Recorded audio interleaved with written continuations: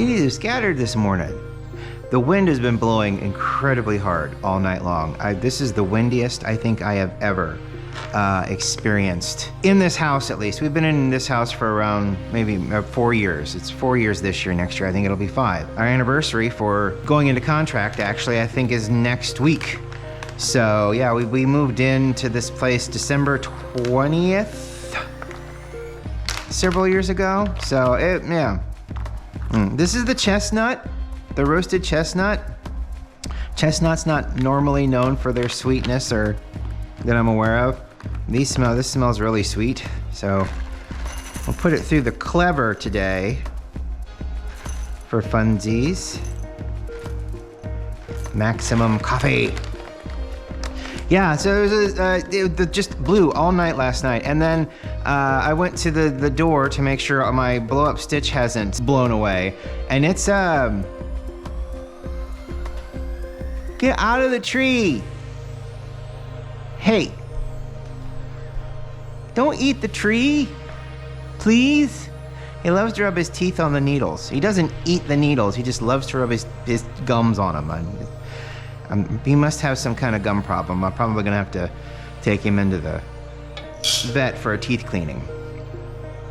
Anyway, Stitch was facing, I have lit up presents on the side, and Stitch is basically one of those that's fed by a small fan that blows up the canvas, plasticky canvas that it's made out of, and there's a little light inside. So he was facing the presents last night, and then we got up this morning and I looked outside because the wind is still howling out there. It's absolutely insane.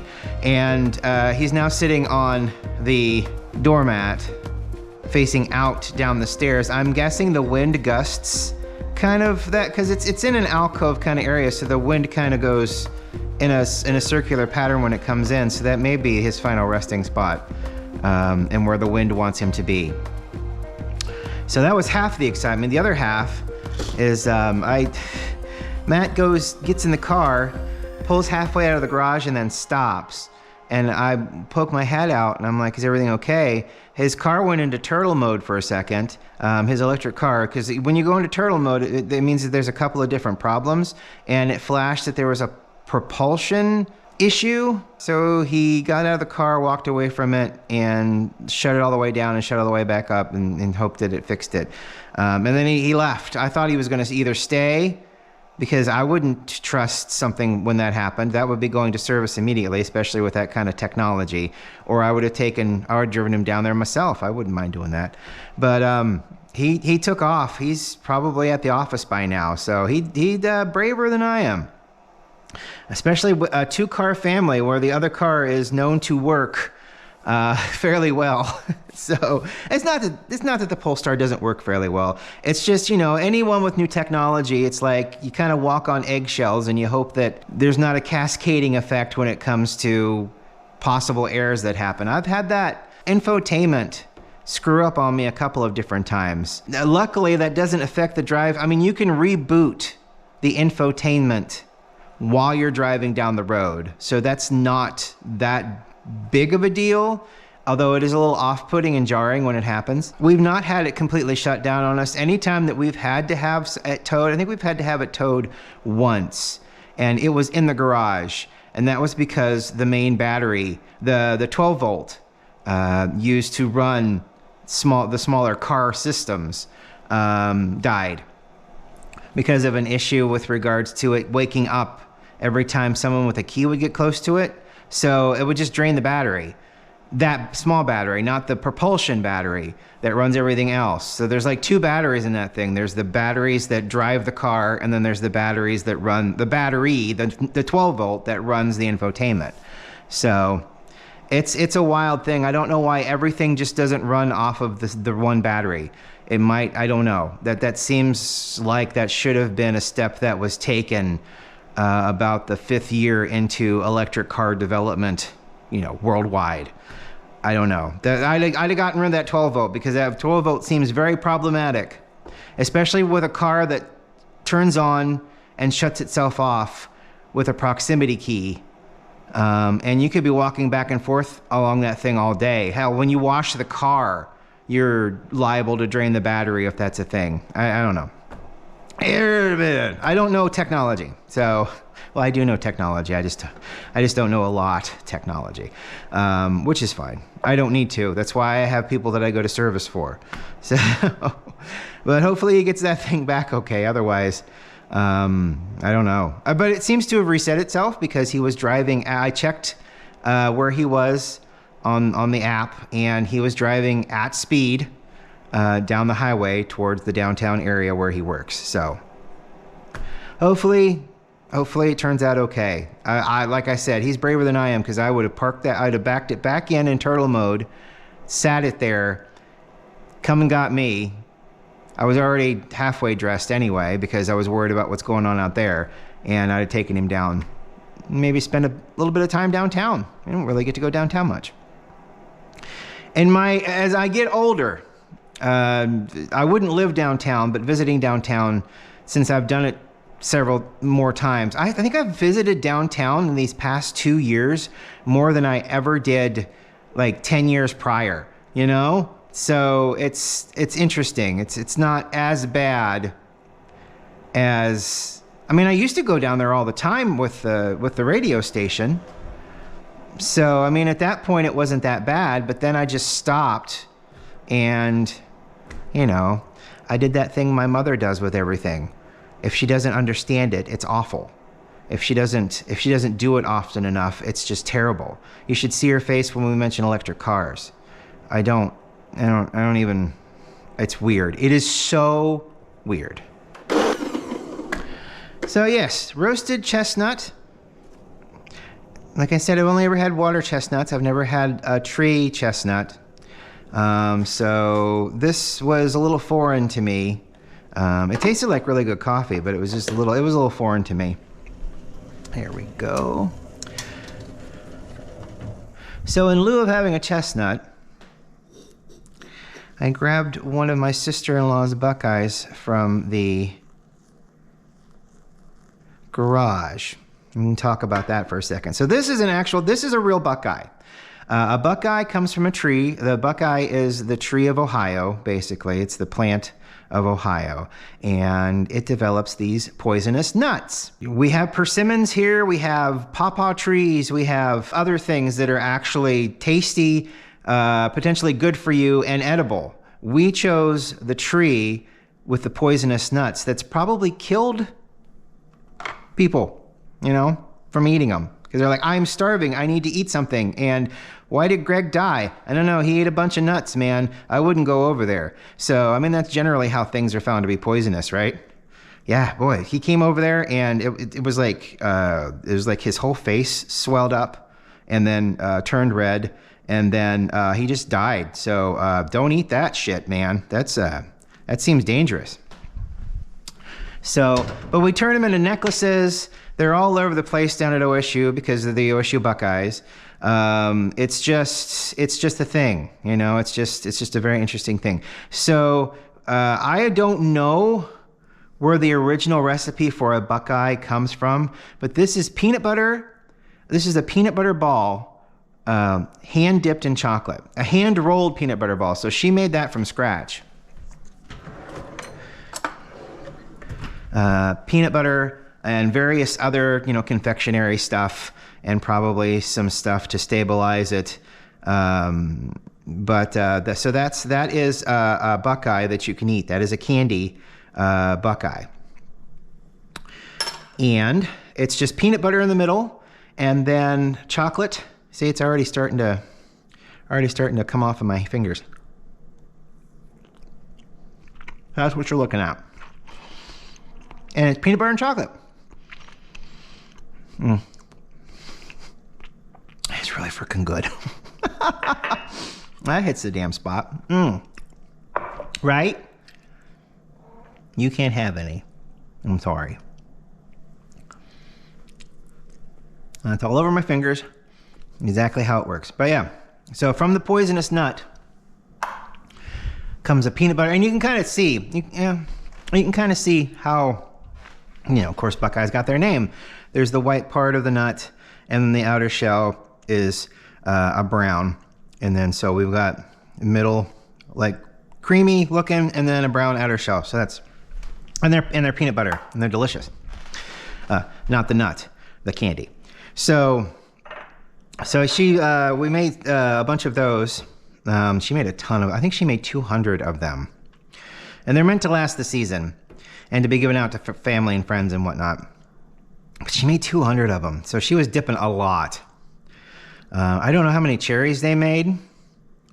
We were talking about that yesterday, where the cherry cordials. I don't know how many cherries they made. Quite a few. It may have been a bottle and a half of the fresh thyme maraschino cherries. That seemed to work really well with them because the liquid inside the maraschino juice liquefies the fondant really well. And then the chocolate outside coating that they double dip, it holds the liquid in. So it's kind of like, it's like fermentation. When we talk about coffee and fermentation, naturally processed coffee, the beans or the fruit is taken and just dried. So it's like dried for a couple weeks. So the bean inside gets a fermented kind of funky flavor. And then they clean it off and wash it and everything. But we don't wash and clean off the cherries. We just eat the whole thing. And they have their little stems on them. So hopefully we'll get another coffee in when those things are nearly done, and I can kind of show you. But I don't want to mess with them right now because it's like Russian roulette, basically, when it gets to a certain point. After the 2 weeks have hit, some of the ones with fondant in them have liquefied. Some of them have half liquefied. And for some strange and odd reason, some of them are still just covered in fondant. I don't know why. I think they dry them off too much. I think that if they left, because they put them on a wire rack and then they kind of dry each cherry and then put them, I think if they left the maraschino juice around it, I think it would probably liquefy a heck of a lot more. But that, you know what? I'm not messing with family tradition. So 4 minutes. It's a nice drawdown. We'll take care of that now.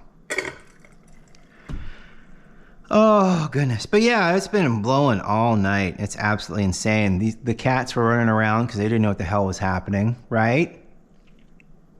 He looks so tired. He always looks tired, though. Tired cat. She's downstairs waiting for me to be downstairs to edit this. So yeah, it's Thursday. I didn't expect to be doing this today because the minute I looked, because we have a camera outside, so I looked at my phone because I heard the garage door go up and then nothing. And usually you can kind of hear the car woo, and then you can see the garage door come down. But he was halfway out. It was most of the way out of the garage door, and his flashers were on, and I'm like, that's a weird place to warn people you've stopped. It must automatically come on when that happens and he hits the brake or puts it in park again. That must be what happens. It's a safety feature. It's a safety feature. Absolutely wild. Absolutely wild. That's a nice drawdown. That's a good bed. Stirring it, I don't know if stirring it's necessary. Everything seems to be kind of floating like a snow globe in there anyway, but I think stirring agitates it a little bit and allows all the coffee that may have settled to the bottom to get its time to shine, basically. So that looks like a nice cup of coffee. Awesome.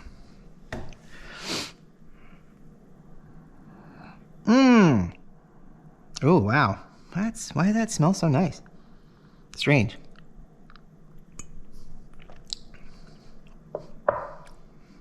It's just an interesting flavor, because it's coffee, but there's also something else there. It's nice coffee, but there's just something underlying in there that just makes it, I don't know. It's just so weird.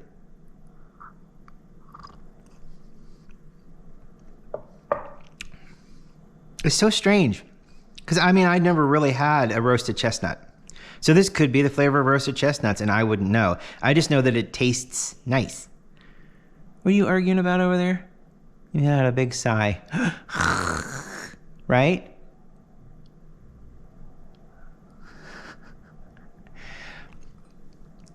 So, okay, well, we'll finish this then before it melts all the way. But yeah, you can kind of see this is the Buckeye. So it's a peanut butter ball.